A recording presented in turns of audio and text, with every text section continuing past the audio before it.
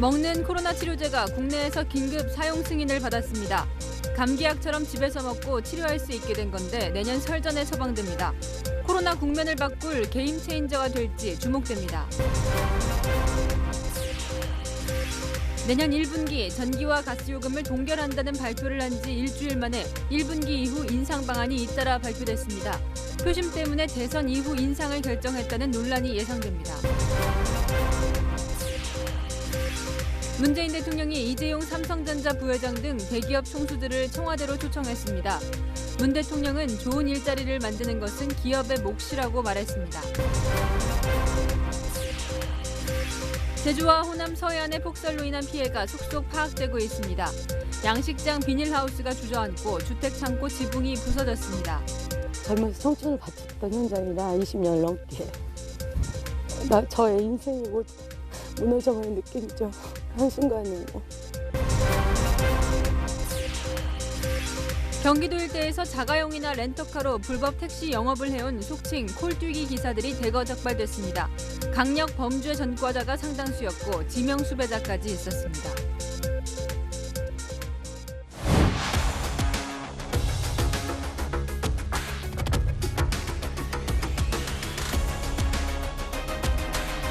시청자 여러분 안녕하십니까. 뉴스의 동정민입니다. 그동안 백신이라는 이 방패만 들고 싸웠다면 이제 치료제 창으로 코로나 바이러스를 공격도 할 수 있게 됐습니다. 먹는 알약 치료제가 국내에서 처음으로 사용 승인이 됐습니다. 화이자가 만든 팍스로비드인데요. 코로나에 걸렸을 때 감기약처럼 집에서 먹으면 이 중증으로 악화될 가능성이 크게 낮아져 코로나 게임 체인저로 기대됩니다. 다음 달 설 전에는 시중에 풀릴 것 같은데 병상이 부족한 우리로서는 최대한 빨리 확보하는 게 중요하다고 전문가들은 조언합니다. 첫 소식 황수연 기자입니다. 이르면 다음 달 중순 코로나19 치료용 알약이 국내에 들어옵니다. 미국 화이자의 팍스로비드입니다. 첫 투약은 설 이전이 될 것으로 보입니다. 바이러스 복제에 필요한 단백질 생성을 막아 증식을 억제하는 방식으로 중증 예방 효과는 88% 정도. 오미크론 변이에도 효과가 있을 것으로 기대하고 있습니다. 생활치료센터의 입소 또는 재택치료 환자가 중증으로 악화되지 않도록 하는데 도움이 될 것으로 기대합니다. 정부가 국내 병원, 약국 등에 공급하면 보건소와 지자체가 재택치료자와 생활치료센터 입소자 등에게 배송합니다. 12세 이상 코로나19 확진자 중에서 60세 이상 고령자, 당뇨병, 암, 비만 등 기저질환자, 백신 미접종자 등 고위험군에 먼저 처방합니다. 증상 발현 후 초기에 가능한 빨리 먹어야 하는데 분홍색 2개와 흰색 1개 등 총 3개의 알약을 하루 2번씩 닷새간 복용합니다. 일부 부정맥, 고지혈증, 통풍 치료제들과는 함께 복용할 수 없습니다. 중증의 간장애 또는 중증의 신장애가 있는 분들의 경우에는 약물의 대사에 영향을 줄 수 있기 때문에 투여가 권장되지 않고 부작용으로는 설사, 구역질, 미각 이상, 혈압 상승 등이 있지만 대부분 경미하고 약 복용을 중단하면 사라지는 것으로 보고됐습니다. 정부가 확보한 물량은 팍스로비드 36만 2천 명분, 추가로 40만 명분을 확보할 계획입니다. 초도 물량에 대해서는 실무적으로 협의가 진행 중에 있고 최종 확정되면 말씀드리겠다는 사항입니다. 전문가들은 신속하게 최대한 많이 확보하는 게 중요하다고 조언합니다. 경구 치료제를 복용하면서 재택에서 중증으로 가는 것을 막는 것이 꼭 필요합니다. 최대한 앞당기는 것이 환자들에게 어떤 중증으로 가는 걸 예방하는 가장 중요한 방법이라고. 머크의 알약 치료제 긴급 사용 승인 결정은 미뤄졌습니다. 채널A 뉴스 황수연입니다. 내년에도 일상을 바로 회복하기는 쉽지는 않을 것 같습니다. 거리두기 강화 시행 이후에 확진자 수는 감소세입니다. 20일 만에 처음으로 4천 명대로 떨어졌는데요. 하지만 위중증 환자 수가 줄지 않고 있고 오미크론 변이도 전국으로 퍼지고 있어 거리두기 연장이 불가피하다는 게 방역 전문가들 의견입니다. 황규락 기자입니다. 8천 명에 육박했던 코로나 신규 확진자 수가 줄어들고 있습니다. 오늘 0시 기준 신규 확진자 수는 4,207명으로 20일 만에 4,000명대로 감소했고 주간 감염 재생산 지수도 단계적 일상 회복 이후 8주 만에 1 아래로 내려왔습니다. 위중증 환자는 일주일째 1,000명대를 기록하고 있지만 1, 2주 후에는 확진자 규모 감소에 따라 위중증 환자도 감소할 것으로 방역당국은 전망했습니다. 그러나 아직 안심할 수는 없습니다. 안정적인 환자 감소세로 판단하고 있지 않습니다. 여전히 재증가의 가능성이 남아있고 특히 오미크론 변이에 의한 영향은 아직은 예단하기가 어렵습니다. 오미크론 변이도 69명 추가돼 총 445명으로 늘었습니다. 이 가운데 11명은 3차 접종자입니다. 오미크론 감염력이 델타보다 1.6배나 높다 보니 발생 한 달도 안 돼 17개 시도로 모두 퍼졌습니다.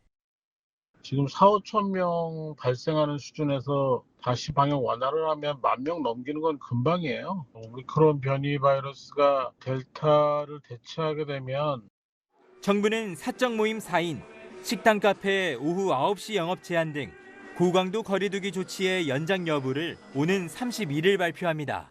채널A 뉴스 황규락입니다. 지난주 아들과 부인 의혹의 파고를 넘고 난 두 대선 후보의 성적표가 나왔습니다.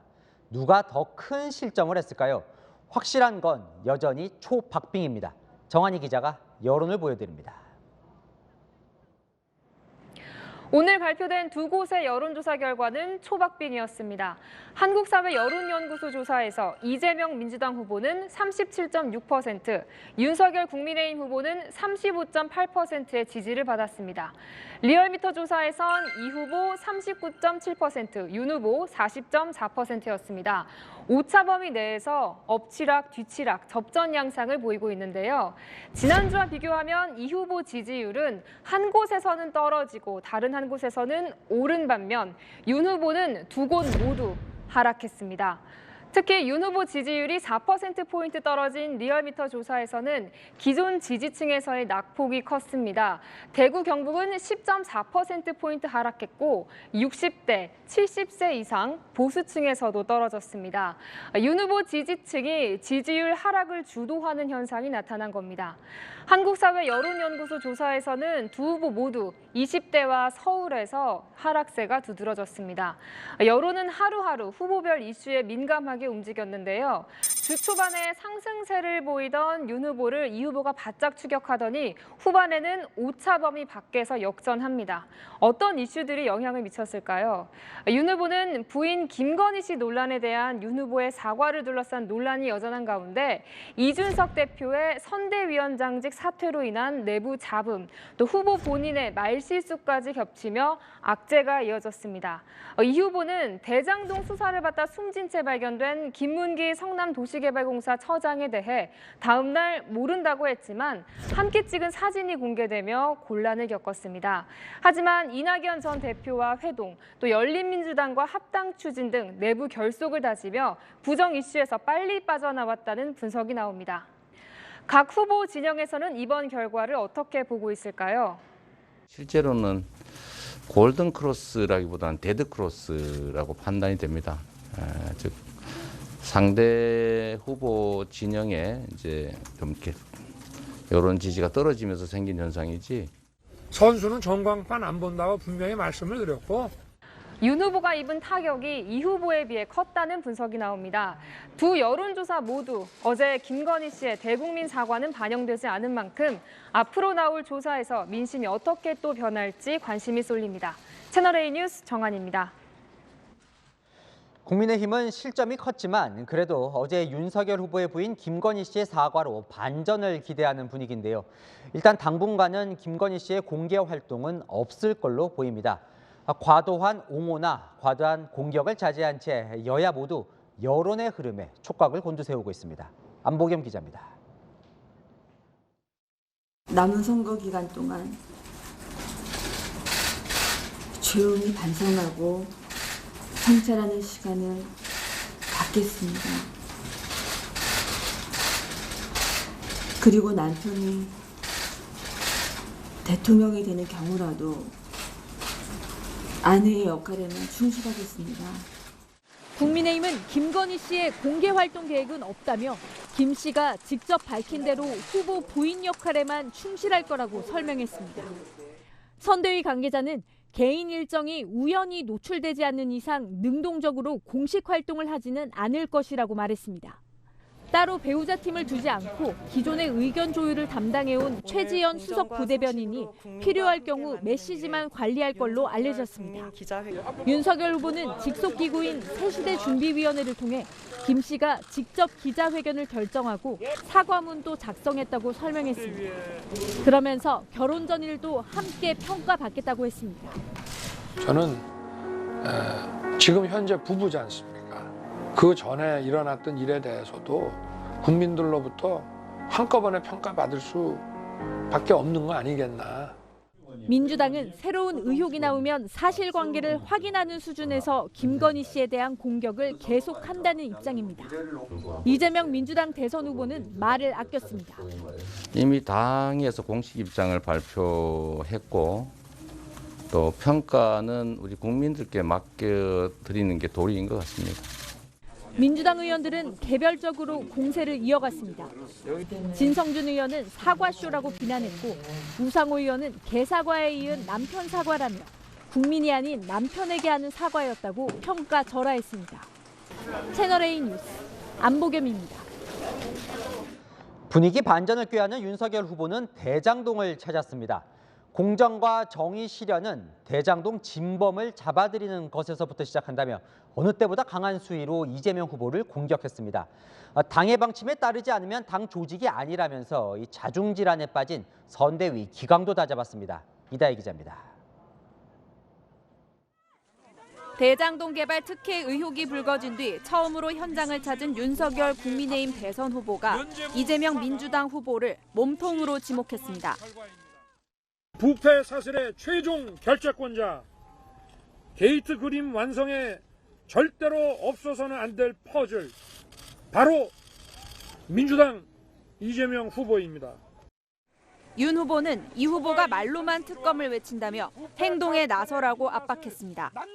말뿐인 특검 수용, 상설 특검 더 이상 통하지 않습니다. 이제 행동으로 보이십시오. 정말 특검을 수용하겠다면 당장 민주당 송영길 대표에게 특검법 처리를 지시하십시오. 김기현 원내대표도 상설 특검은 입맛에 맞는 특검을 임명하기 위한 기만술이라고 비판했습니다. 대여 공세 수위를 높인 윤 후보는 안으로는 비상 상황을 강조하며 선대위 결속을 당부했습니다. 정권 교체의 의지를 보여줘야 됩니다. 국민 지지를 얻어내고 이끌어내는 역할을 스스로 해야 됩니다. 한 사람 한 사람이 대선 후보라는 생각을 해주시기를 부탁드립니다.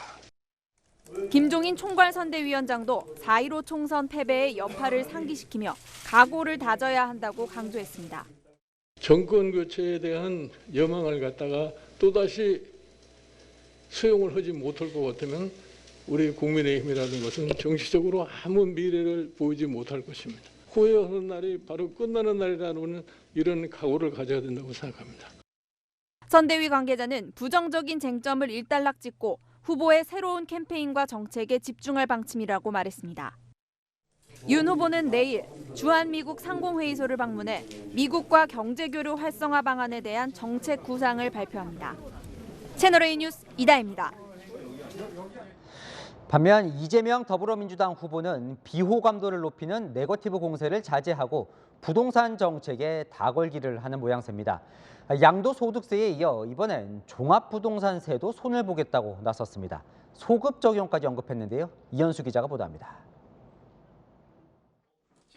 이재명 더불어민주당 대선 후보가 다주택자 양도소득세 중과 유예 방안에 이어 부동산 보유세 개편 카드도 꺼내들었습니다. 이 후보는 SNS에 불합리한 종합부동산세에 대해 억울함이 없도록 개선하겠다고 밝혔습니다. 이직과 취약 등으로 일시적 2주택자를 1주택자로 간주하고 종중 명의의 가택, 고향집 등 비투기 목적의 다주택을 종부세 중과에서 제외하는 방안입니다.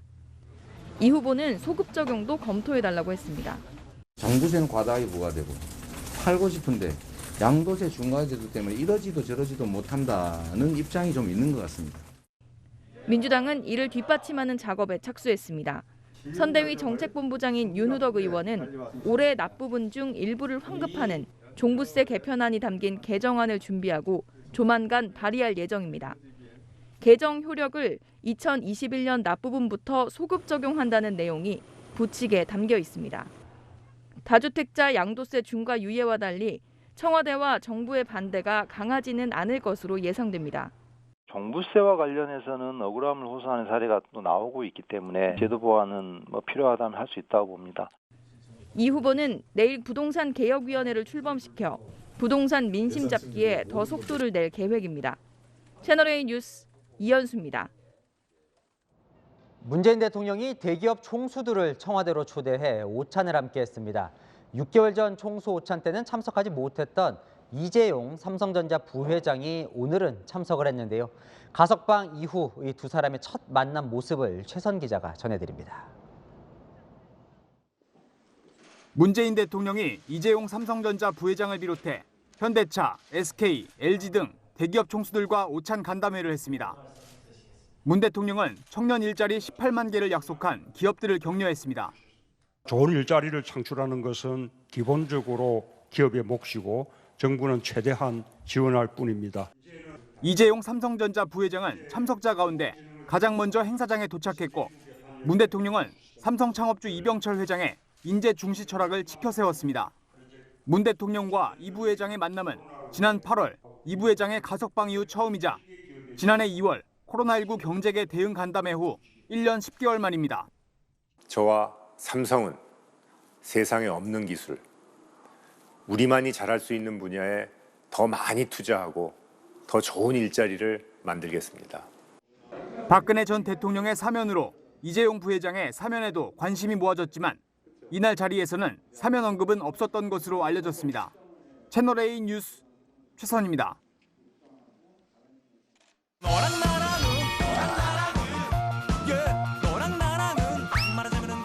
야랑야랑 정치부 김민지 기자 나와 있습니다. 첫 번째 주제 보겠습니다.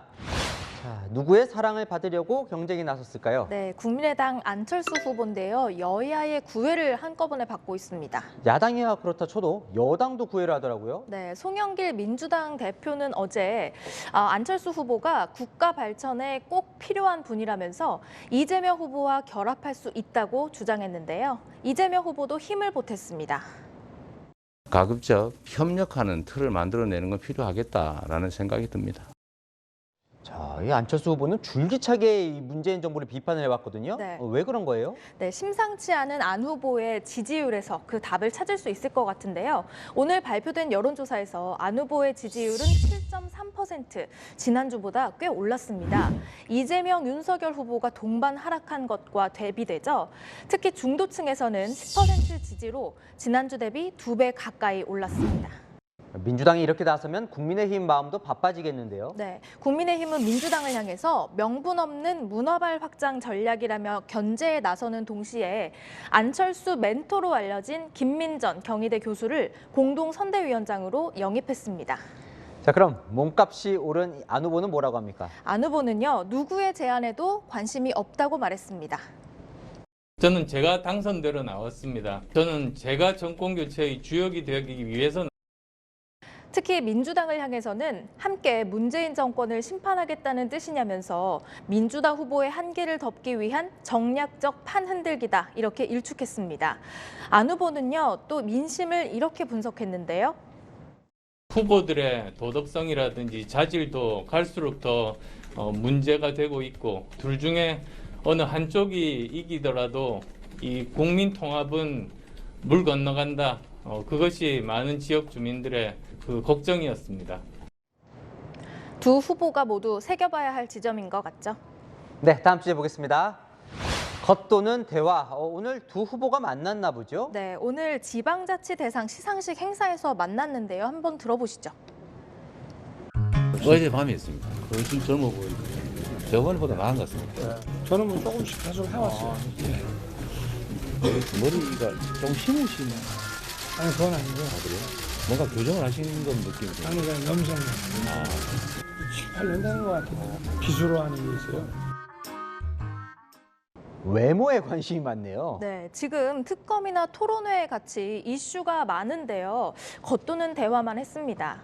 이렇게 겉도는 얘기를 한 사람 또 있습니다. 손혜원 전 의원인데요. 어제 윤 후보 부인 김건희 씨 사과 회견에 대해서 한껏 홍조 올린 화장에 배시시 미소를 흘리는 태도가 사과의 모습이냐고 비꼬았습니다. 전에도 외모 이야기를 해서 비난을 받았었는데 꿋꿋합니다. 맞습니다. 앞서도 손 전 의원은 김 씨의 외모 평가로 논란이 된 바 있는데요. 이번에도 핵심을 비껴간 비판이라는 지적이 나옵니다. 네, 마지막 주제 볼까요? 자, 사진은 둘이 안고 있는 모습인데 오늘 또 부딪혔죠? 네, 윤 후보가 오늘 오전 먼저 경고 메시지를 보냈습니다. 이제 선거가 얼마 남지 않아서 비상 상황이고 가장 중요한 시기입니다. 누구도 제3자적 논평가나 평론가가 되어서는 곤란합니다. 이준석 대표는 30분도 안 돼서 당대표가 당을 위해 하는 재연이 평론 취급받을 정도면 언로가 막혔다는 인상을 줄 수 있다고 받아쳤습니다. 봉합될 기미가 안 보이네요. 이 대표는 어제도요, 윤 후보가 이재명 후보를 못 이길 것이다. 또 선대위에 골 넣는 기획자가 없다 같은 내부 비판에 열을 올렸는데요. 그러자 당내에서도요, 공개적으로 이 대표의 언행을 문제 삼기 시작했습니다. NGND로 해두겠습니다. 그 부분에 대해서 언급하지 않겠습니다. 그 대선 승리를 위해서 좀 자중해 주실 건 자중해 주시고 힘을 모아달라라는 이제 우리가 말씀을 드리러 가는 거죠. 그동안 이준석 대표와 결을 맞춰온 김종인 총괄선대위원장도 오늘은 이 대표를 향해 좀 쓴소리를 하던데요. 맞습니다. 역시 들어보시죠. 한마디 더 경고의 말씀을 드린 건데 선거에 도움을 주겠다고 하는 많은 분들이 자기의 의견을 표력하는 경우들이 많습니다. 그러나 그것이 과연 선거에 도움이 되는지 안 되는지 냉정하게들 판단하시고. 당 중진 김태흠 의원도 이 대표의 철딱선이 없고 오만 무책임한 행동을 언제까지 지켜봐야 하느냐고 비판했는데요. 당 대선 후보와 사사건건 부딪히는 이 대표, 그럴수록 당내 이 대표 발언의 무게만 오히려 가벼워지는 것 같습니다. 이준석 대표를 대변되는 MZ세대 정치 열풍, 올해 10대 뉴스에 들어간 경우가 많던데요. 이 대표의 새 정치는 연말 시험대에 오른 것 같습니다. 열왕야랑이었습니다. 정부가 내년 4월부터 전기와 가스 요금을 올리겠다고 발표했습니다. 1분기에는 요금을 동결하겠다고 발표한 지 일주일 만입니다. 3월 대선까지만 요금을 동결하는 꼼수가 아니냐는 지적이 나옵니다. 우현기 기자입니다. 정부는 물가 관리를 위해 내년 1분기 전기와 가스 요금을 동결한다고 밝혔습니다. 서민 물가 측면에서는 이 전기, 도시가스 요금 이런 부분 같은 경우는 또 실제적으로 부담이 굉장히 큰 부분도 있습니다. 설 연휴까지 물가를 억누르는 한편 겨울철 에너지 수요까지 고려한 조치입니다. 하지만 일주일 만에 손바닥 뒤집듯 전기와 가스 요금 줄 인상안이 발표됐습니다. 4월부터 전기 요금은 2차례, 가스 요금은 3차례 나눠 올리겠다는 겁니다. 한국전력은 내년도 기준 연료비를 4월과 10월 두 번에 걸쳐 킬로와트 시당 9.8원씩 올리고 기후환경요금도 4월부터 킬로와트 시당 2원씩 인상한다고 밝혔습니다. 올해보다 전체적으로 5.6% 더 오르는 겁니다. 가스공사 역시 5월과 7월, 10월 3번에 걸쳐 메가줄당 5.43원 올립니다. 월평균 사용량 2,000메가줄 기준으로 부담액이 현재 28,450원에서 내년 10월 이후에는 4,600원 더 늘어나는 겁니다. 하지만 일각에서 내년 대선을 의식해 가격 인상 청구서 발송을 의도적으로 4월 이후로 미루는 꼼수를 쓴 것 아니냐는 비판이 나옵니다. 실제로 지난주 동결 발표 때는 요금 인상이 전혀 언급되지 않았지만 한전과 가스공사는 당시 기재부와 가격 인상 합의가 이미 끝난 상태였다고 설명했습니다. 이런 논란에 대해 정부는 만약 선거를 의식했다면 인상안 발표를 지금이 아니라 3월 중순 선거 뒤에 했을 것이라고 반박합니다. 하지만 아랫돌 빼 윗돌 괴는 것일 뿐 전기와 가스, 연간 소비자 부담이 늘어나는 건 분명하다는 겁니다. 채널A 뉴스 우현기입니다. 이렇게 공과금도 오르고 물가까지 요동치며 살림살이 점점 팍팍해진다고 느끼는 분들 많으시죠? 이제 재테크는 어떻게 해야 하나 고민이실 겁니다. 올해는 동학개미운동이라는 신조어가 나올 정도로 온 국민 주식 열풍이 일기도 했는데 내년 전망은 어떨지 김단비 기자가 알아봤습니다. 올 한해 주식시장은 어땠을까? 코스피가 사상 처음으로 3,000선을 돌파했고 개인 투자자의 순매수 규모가 100조 원을 넘어서며 동학개미의 저력을 보여줬습니다. 개인이 올 한 해 가장 많이 사들인 주식은 삼성전자와 삼성전자 우선주 두 개를 합쳐 36조 넘게 순매수했습니다. 미국 주식인 테슬라도 4위를 기록했습니다. 하지만 하반기부터 코로나19 변이와 금리 인상 등으로 국내 증시가 답답한 흐름을 보이면서 수익률 희비는 엇갈렸습니다. 개인이 1조 넘게 순매수한 13개 종목 가운데 테슬라와 SK하이닉스, 네이버 등 3 종목만 평균 매입가보다 수익이 났습니다. 개인 투자자들이 해외 증시로 눈을 돌리면서 11월부터 이달 23일까지 개인이 사들인 해외 주식은 7조 원에 달합니다. 주로 반도체하고 자동차를 좀 갖고 있었거든요. 땅뚜껑에서 나오지를 못했어요. 해외 주식에 대한 눈을 좀 돌리게 됐죠. 테슬라나 뭐 이런 쪽으로 한번 좀 투자를 해볼까 하는 그런 마음도 좀 가져봤어요. 내년도 증시 전망은 엇갈립니다. 경제 성장률 쪽을 보면 살짝 떨어지는 쪽으로 지금 성장률 전망들이 나오고 있단 말이에요. 둔화되는 모습, 그다음에 이동성 공급은 뚜렷하게 축소되는 모습으로 가는 거니까. 다만 수급 실적이 개선되는 반도체, 자동차 종목의 반등을 기대해 볼 수 있다고 전문가들은 조언합니다. 채널A 뉴스 김담비입니다. 부동산 전망도 궁금하실 겁니다. 부동산은 정부의 정책 방향이 특히 중요하죠. 공급은 늘리지만 대출 규제는 계속될 전망입니다. 이어서 박지혜 기자입니다. 내년에도 물량 폭탄을 예고한 정부. 총 46만 호가 공급됩니다. 이는 최근 10년 평균 분양 물량보다 10만 호 이상 많은 수준으로 기축 매수세를 확실히 흡수할 수 있을 것으로 기대합니다. 민간 분양 물량에 서울 도심 4,000호를 포함하고 중장기적으로 205만 호를 투하하는 압도적 공급을 강조합니다. 대출 조이기도 계속됩니다. 가계부채 관리 일관성을 유지하겠다는 것인데 당장 다음 달부터 대출 총액 2억 원 초과 차주에게 강화된 원리금 상환 비율을 적용합니다. 이를 통해 정권 출범 이후 좀처럼 안 잡히던 집값을 내년에는 주저앉힐 수 있다고 자신합니다. 집값 꺾임이 곳곳에서 확인되고 있는 가운데 11월 잠정치에선 전국, 수도권, 서울 할 것 없이 모두 2019년 3월 이후 처음으로 동시에 떨어졌기 때문입니다. 피할 수 없는 대세의 하락이란 겁니다. 치솟던 집값이 안정화되면 좋지만 문제는 브레이크 없이 떨어질 경우입니다.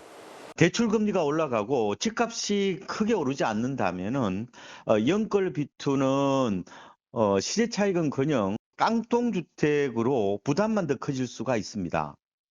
한은 역시 최악에는 국내 자산 가격 붕괴에 따른 충격파로 내년 3분기 경제 성장률이 마이너스 3.0%로 뒷걸음질 칠 수 있다고 우려합니다. 부동산 시장 연착륙을 위한 어느 때보다 정교한 정책이 필요한 시점입니다. 채널A 뉴스 박지혜입니다. 자가용이나 렌터카로 불법 택시 영업을 하는 차량을 속칭 콜뛰기라고 부릅니다. 수도권에서 콜뛰기 일당이 대거 적발됐는데 상당수가 강력범죄에 전과자거나 수배자였습니다. 김승희 기자입니다. 아파트 단지로 검은색 차량이 들어옵니다. 남성 2명이 타자 곧바로 출발합니다. 마트 앞에서도 손님 2명이 차량에 탑승합니다. 모두 허가도 없이 택시 영업을 해온 콜뛰기 차량들입니다. 경기도 사법경찰단이 대리운전 회사로 위장한 불법 콜택시 업체를 검거한 건 지난 11월 20일. 40대 사장이 지난 10월부터 기사 18명을 두고 불법 영업을 해왔습니다. 업체 사장은 10km 이상 통신이 가능한 고성능 무전기로 손님을 소개해주고 기사 1명당 하루에 18,000원의 산납금을 받아 챙겼습니다. 사장과 기사들이 이렇게 거둔 수익은 6,700만 원에 이릅니다. 흰색 승합차 앞에서 운전기사와 사법경찰단 사이에 실랑이가 벌어집니다. 안 도망가요. 일단 내리시고. 근데 일하시기 별로 안 돼가지고 그런 부분이 아니라 렌터카로 손님 이어오고 쓰는 게 불법이에요. 사법경찰단은 잠복 수사 끝에 9명의 불법 콜택시 기사를 추가로 검거했습니다. 상당수 기사들은 강력범죄 이력을 가진 전과자였습니다. 피해자 28명의 범죄 이력을 살펴보면 강도 절도 11건, 폭력, 폭행 15건, 음주 무면허 운전 24건 등 다수의 강력 범죄 전과가 확인. 이 가운데 한 명은 강도와 절도, 폭력 등 16건의 범죄 이력과 함께 보이스피싱 사기 혐의로 지명 수배된 피의자였습니다. 사법경찰단은 불법 택시를 탔다가 범죄에 노출될 수 있고 사고 보험 처리도 할 수 없는 만큼 이용하지 말 것을 당부했습니다. 채널A 뉴스 김승희입니다. 제주와 호남 서해안 등에 그야말로 눈폭탄이 쏟아졌습니다. 어선이 침몰했고 광어 양식장 비닐하우스가 주저앉을 정도였습니다. 공국진 기자입니다. 폭격을 맞은 듯 주저앉은 광어 양식장. 비닐하우스를 지탱하던 철제 파이프들이 수조를 덮쳐 내부는 아수라장으로 변했습니다. 사흘간 40cm에 가까운 눈폭탄이 쏟아지자 힘없이 무너져 내린 겁니다. 양식장 7동이 모두 피해를 입었는데 다행히 수조는 빈 상태였습니다. 눈의 무게를 이기지 못한 비닐하우스는 이처럼 제 가슴 높이까지 내려앉았습니다. 이게 이제 서서히 힘을 못 이기니까, 비중을 못 이기니까 가라앉다가 이제 여기를 뭐 젊어서 청춘을 바쳤던 현장이라 20년 넘게 저의 인생이 모두 무너져버린 느낌이죠. 한순간에. 인근 창고 지붕 일부도 부서져 내렸고 제설 작업 중 트랙터가 전도되기도 했습니다. 그제 밤부터 내리기 시작해가지고요. 어제 엄청 많이 내렸어요. 1m 쌓인 데도 있고 거의 양으로는 한 30에서 40 정도? 방파제 주변에 주황색 오일 펜스와 함께 부위가 떠 있습니다. 50cm가 넘는 폭설로 4.9톤급 어선이 9m 수심 아래로 가라앉아 위치를 표시한 겁니다. 파도가 높아서 다른 구조할 수 있는 작업 내가 지금 못 들어가고 있어요. 내일 모레면 작업이 될 것 같아요.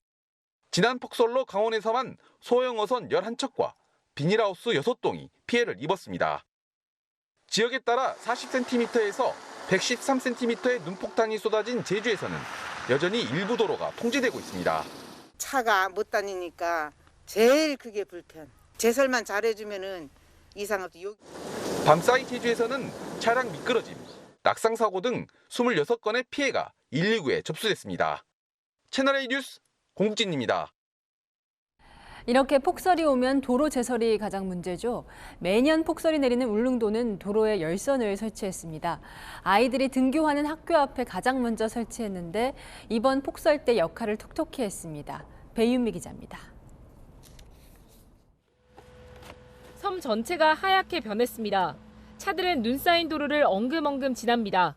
주민들이 직접 삽과 곡괭이를 들고 나와 꽁꽁언 도로 위 눈을 퍼냅니다. 울릉도에는 그제 오전부터 오늘까지 57cm의 눈이 내렸습니다. 등산 장비를 다 가져왔는데 어제 중간중간 가다가 그냥 포기하고 내려왔어요. 눈이 너무 많이 왔어요. 예. 치우고 돌아서면 또 눈이 쌓이는 상황인데 울릉중학교 앞 도로만 눈이 깨끗하게 녹아 있습니다. 이 경사로 100m 구간에 열선이 설치됐기 때문입니다. 도로가 급경사로 이루어져 있어서 작년 겨울철 폭설로 인해 학생들이 약 14일 정도 수업에 지장을 받은 바가 있습니다. 열선이 깔린 도로는 단시간 내린 폭설에 효과적입니다. 사업비는 2억 원이 들었지만 염화칼슘 제설로 인한 도로 파손이나 차량 부식이 없다는 점은 장점입니다. 눈 오는 날이 전국 평균보다 3배 더 많은 울릉구는 순차적으로 도로 열선을 확대하기로 했습니다. 경기 이천시도 올해 도로 열선을 도입했고 제주시도 내년 초 한라산 방향 도로에 열선을 깔 계획입니다. 채널A 뉴스 배윤입니다. 오늘은 내년 2월 1일부터 시행된다고 예고한 청소년 백신 패스를 받을 수 있는 마지막 1차 접종일이었습니다. 워낙 반발이 크다 보니 정부는 백신 패스를 미룰 수도 있다고 밝혔는데 언제 발표할지 몰라서 오늘도 많은 학생들이 백신을 맞으러 갔습니다. 남영주 기자입니다. 원장님 몇 번 해보셨는가 봐요? 이른 아침 병원을 찾은 중학생 강서윤 양. 우리 화이자 1차고요. 자, 맞을게요. 청소년 방역 패스 시작일에 맞춰 접종을 하러 온 겁니다. 오늘이 이제 마지막 접종 날짜여서 도서관이나 카페에 가려면 맞아야 되니까 내려왔어요. 방역 당국이 처음 예고했던 청소년 방역 패스 적용일은 내년 2월 1일. 백신 1, 2차 접종 간격과 항체 형성 기간을 고려할 때 오늘이 1차 접종을 하는 마지막 날입니다. 부모 입장에서는 혹시 내 자녀가 부작용되지 않을까 그런 우려가 없다고는 할 수 없겠죠. 점점 맞는 사람들이 많아지니까 본인도 맞겠다고 해서 왔습니다.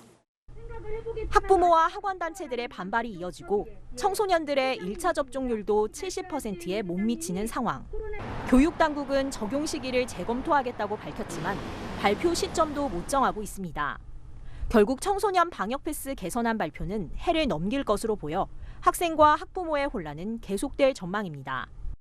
정부의 후속 대책이 깔끔하게 나오지 않아 혼란스러운 면도 있습니다. 학교에서 그거에 대해서는 자세하게 모은 게 아직 없어서 웬만하면 안 맞추고 싶었는데 근데 학원은 가야 되니까 어쩔 수 없이. 교육부는 방역당국, 학원단체와 논의를 마치는 대로 신속하게 발표하겠다고 밝혔습니다. 채널A 뉴스 남영주입니다. 백신 접종을 받은 뒤 의식을 잃고 쓰러져 중환자실에서 치료를 받고 있는 중학생도 있습니다. 이런 자식을 지켜보는 것만으로도 힘든데 방역 당국의 굼뜬 대응이 부모의 억장을 더 무너지게 만듭니다. 전민영 기자가 만나봤습니다. 지난달 22일 화이자 1차 백신을 맞은 14살 중학생. 아이는 3주째 중환자실에서 치료를 받고 있습니다. 얘기는 지금 말을 에크모를 낀 상태에서 얘기는 못하고 제가 가서 그냥 집에 가야지. 그러니까 고개를 끄덕끄덕 거리더라고요. 1차 접종 12일 뒤 평소처럼 학교에서 준비 운동을 하다 갑자기 쓰러진 겁니다. 30분 이상 뛰어도 아무 문제 없이 잘 뛰던 학생이었으니까 준비 운동 중에 쓰러져서 갑자기 어지럽다고 해서 앉다가 병명은 심장 근육에 염증이 생기는 심근염. 화이자나 모더나처럼 mRNA 계열 백신 접종 후 보고된 희귀 부작용이기도 합니다. 병원이 방역 당국에 백신 이상 반응을 신고했지만 접수 직후 한 차례 연락이 전부였습니다.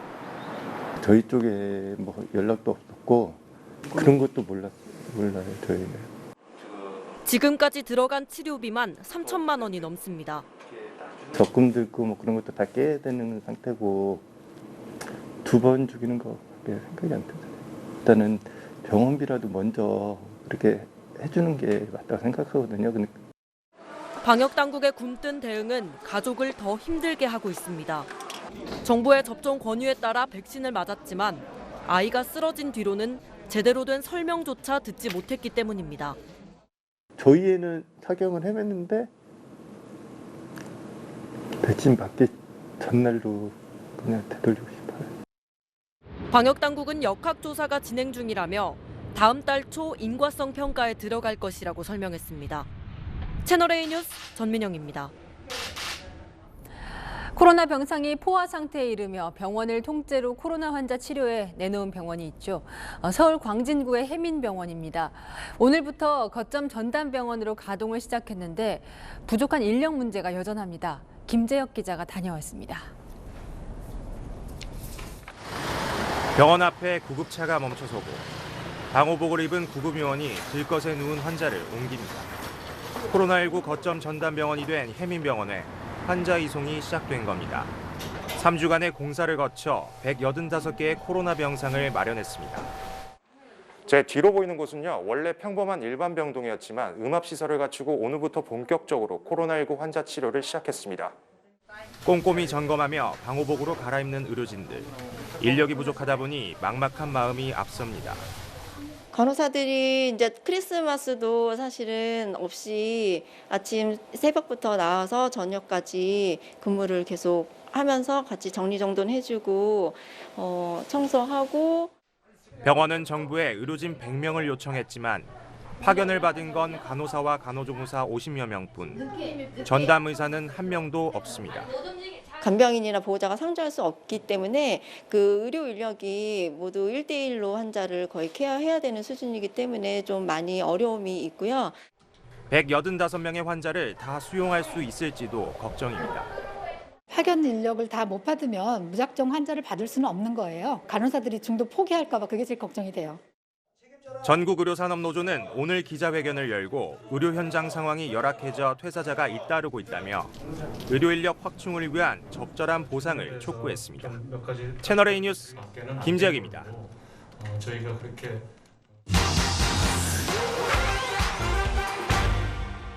팩트맨 시작합니다. 이번 주는 권솔 기자 휴가로 제가 대신 진행합니다. 최근 인터넷 커뮤니티에 코로나19 백신에 든 독성 물질을 솔잎차로 해독한다는 글 많이 올라오고 있는데요. 하루 3잔에서 6잔 정도 꾸준히 마시면 혈전과 같은 백신 부작용 예방할 수 있다는 건데 사실인지 알아봅니다. 수라민이라는 성분이 솔잎차에 많이 들어있고 부작용도 예방해준다는 주장인데 결론부터 말씀드리면 사실과 다릅니다. 수라민은 한 제약사가 100여 년 전 개발한 기생충 질환 치료제 성분인데요. 솔잎에 수라민이 들어있다는 근거도 수라민이 혈전 예방에 도움이 된다는 근거도 없습니다. 오히려 수라민은 구토나 발열, 쇼크 등의 부작용 탓에 질환 치료 목적 외엔 쓰지 말아야 한다는 게 학계의 설명입니다. 더구나 온라인에 떠도는 글들, 수라민이 왜 백신 부작용을 해소해주는지도 설명이 제각각인데요. 백신이 DNA를 변형시켜 부작용이 생기는데 수라민 성분이 이를 막아준다는 설명, 백신에 든 기생충을 수라민이 죽여서 부작용을 없앤다는 설명, 모두 사실이 아닙니다. 그럼 이렇게 확인되지 않은 이야기 어쩌다 퍼진 걸까요? 해외에선 지난 6월 SNS를 통해 빠르게 퍼졌습니다. 미국 일간지 USA 투데이와 프랑스의 팩트체크 단체 사이언스 피드백이 검증한 결과 이미 거짓으로 결론 났습니다. 그래서 해당 SNS 업체도 이 글을 거짓 정보로 분류하고 내용을 볼 수 없게 막아놨는데요. 하지만 6개월째 우리나라에선 버젓이 사실로 알려져 있는 겁니다. 전문가들은 백신 부작용을 식품으로 예방하는 건 불가능하다고 조언하는데요. 만약 접종 후 부작용이 생겼다면 의료기관 진단이 먼저라는 점 잊지 마시기 바랍니다. 팩트맨이었습니다. 국방부가 이례적으로 지난 7월까지 주한 미군 사령관을 지낸 이 미군 인사의 개인 인터뷰에 대놓고 불쾌감을 드러냈습니다. 새로운 한미 작전 계획에 중국에 대한 대응 방안이 담겨야 한다. 이런 내용의 인터뷰였는데요. 강은하 기자가 내막을 전해드립니다. 지난 2일 한미 국방장관은 고도화된 북핵 위협에 대비해 작전 계획을 최신화하기로 합의했습니다. 우선 가이드라인 격인 새 전략 기획 지침도 승인했습니다. 작전 계획 발전에 필요한 지침을 제공할 필요가 있어서 최종안에 합의했음을 알려드립니다. 그런데 로버트 에이브럼스 전 한미 연합사령관이 이에 대해 불만을 드러냈습니다. 한 방송 인터뷰에서 새 작전 계획에 중국에 대한 대응 방안도 담겨야 한다고 밝혔습니다. 중국의 방공 식별구역 침범, NLL 불법 조업 등을 위협 요소로 꼽은 겁니다. 우리 군은 이례적으로 즉각 불쾌감을 드러냈습니다. 최상의 성과를 거둔 이 시기에 에이브람스 전 주한미군 사령관이 왜 이런 말을 했는지 그 의도를 알 수 없고, 북한 위협에 대비한 작전 계획에 포함될 경우 중국의 반발을 의식한 반응으로 보입니다. SPG와 관련하여 에이브람스 전 미군 사령관이 중국에 대해 언급한 것은 매우 의외이라는 입장입니다. 중국을 견제하는 미국과 종전선언을 위해 중국 지지를 원하는 우리 정부와의 시각차가 드러난 것이란 해석이 나옵니다. 채널A 뉴스 강은하입니다.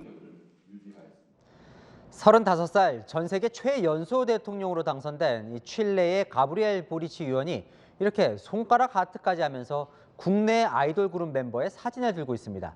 당선의 1등 공신이 K-팝이었다고 하는데요. 무슨 사연인지 권갑구 기자가 보도합니다. 9인조 걸그룹 트와이스가 미국 시장을 겨냥해 발표한 영어 신곡 더 필에 맞춰 한 남성이 등장합니다.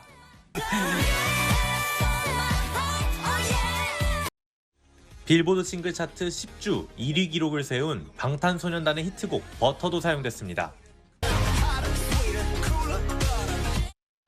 K-팝 스타들의 뮤직비디오에 등장하는 주인공은 지난주 35살의 나이로 칠레 대선에서 승리한 MZ세대 진보 정치인 가브리엘 보리치입니다.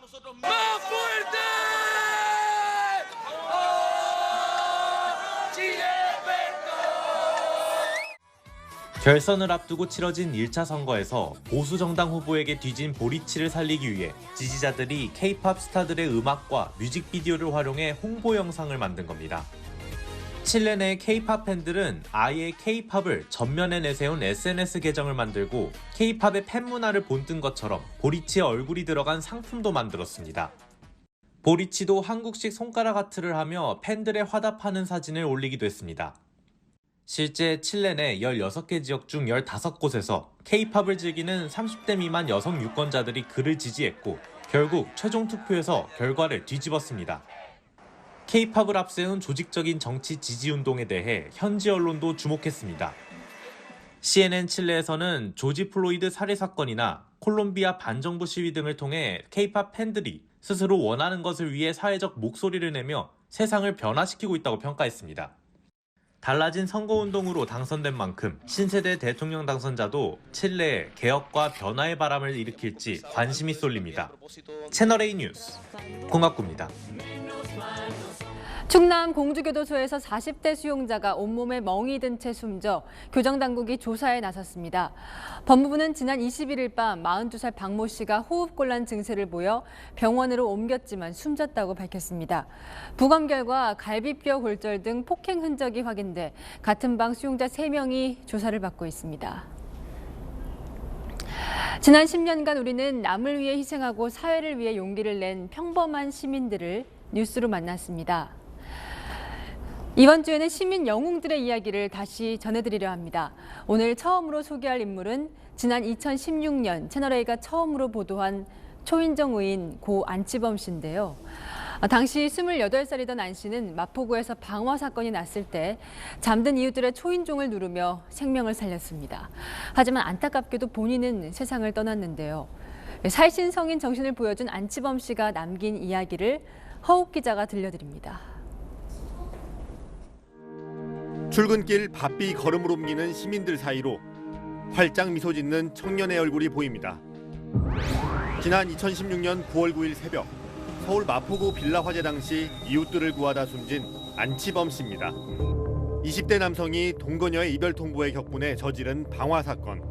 귀갓길이던 안 씨는 이웃들을 구해야 한다는 생각 하나로 건물로 뛰어들었습니다. 여기 불난 것 같아요. 주소 같아요, 다시 주소. 여기 서계동 빌라에는 불 엄청 간다. 빨리 와주세요. 이웃집 방문을 일일이 두드리며 잠자고 있던 주민들을 대피시켰습니다. 이게 불인가 싶어가지고 타는데 그 순간에 막 소리가 났어요. 나오세요. 불났어요. 하지만 정작 안 씨는 유독가스에 질식돼 5층 계단에서 쓰러졌습니다. 네. 저희 내려가야 될 것 같은데 이거. 잠든 이웃들을 깨워서 대피시킨 젊은 의인이 있었는데요. 안 씨가 오늘 새벽 끝내 세상을 떠났습니다. 안 씨의 오른손에 남겨진 화상 자국이 의사자로 인정하는 결정적 근거가 됐습니다. 제일 먼저 밖으로 나왔었잖아요. 건물 밖으로. 근데 그 손에 그런 상처가 있는 건 말이 안 되잖아요. 맞다라는 확신이 들었던 거죠. 초인종의인 안치범 씨는 대전 현충원에 묻혔는데요. 의사상자묘역의 48번째 의사자로 안장됐습니다. 왜냐면 저 아버지한테 절 받으려고 먼저 간 모양이에요. 요새는 꿈에도 안 나오고 잘 있었지? 안 씨의 부모는 숨지기 전 급격히 악화된 몸 상태 때문에 아들의 장기를 기증하지 못한 게 아직도 한이 된다고 했습니다. 하지만 안 씨 사망 이후 시민들의 후원금으로 마련된 일명 안치범 소화기로 위안을 삼습니다. 몇 년을 없었어요. 각자들가 하나씩 다 있는 거예요. 집 하나 다 하나씩 있고 그만뒀죠. 기초수급자와 독거노인 등에게 보급된 안치범 소화기 1,500대는 오늘도 안 씨의 살신 성인을 기억하고 있습니다. 채널A 뉴스 허욱입니다. 오늘 대구 송해공원에선 꽁꽁 얼어붙은 빙벽이 장관을 이뤘습니다. 요 며칠 맹위를 떨친 한파의 기세를 한눈에 보여주는데요. 다행히 내일부턴 추위의 힘이 한풀 꺾이겠습니다. 내일 아침 서울은 오늘보다 6도 정도 오르겠고요. 모레는 평년보다 기온이 더 높겠습니다. 한파는 갔지만 다시 미세먼지 소식입니다. 내일 오전엔 대기 정체로 중서부 지역의 공기가 탁하겠고요. 오후부터는 중국발 스모그까지 유입되면서 당분간 대부분 지역의 대기질이 좋지 못하겠습니다. 내일은 대체로 구름 많겠고 오전까지 중부 내륙엔 안개가 짙게 끼겠습니다. 영남 지역에선 불씨 관리를 잘해주셔야겠습니다. 내일 아침 서울은 영하 6도, 대전은 영하 5도로 춥겠습니다. 한낮 기온은 서울이 4도, 대구는 7도까지 올라 오늘보다 높겠습니다. 올해 마지막 날엔 다시 영하 10도 아래의 세밀 한파가 찾아올 전망입니다. 날씨였습니다. 여야 후보들이 이제 가족 의혹 털고 정책 경쟁하겠답니다. 반갑긴 한데요. 내놓은 공약 보면 여기저기 지원만 늘리겠다는 내용이 대부분입니다. 돌이켜보면 그래도 전현직 대통령들은 그 후보 시절에 어디서 조달해서 얼마나 쓰겠다며 공약 가계부도 썼었는데요. 뭐 써도 안 지킨 게 태반이지만 그마저도 없으니 신기루 공약될까 걱정입니다. 마침표 찍겠습니다. 거꾸로 가는 대선 뉴스 마칩니다. 감사합니다.